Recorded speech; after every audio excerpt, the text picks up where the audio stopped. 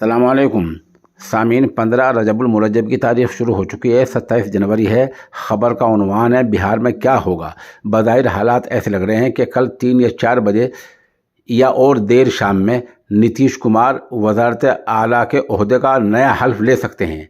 एक शक्ल ये बताई जा रही है कि बगैर हल्फ के भी यूं ही काम चल जाएगा और बीजेपी वाले यूं ही ताउन और हिमायत का ऐलान कर देंगे।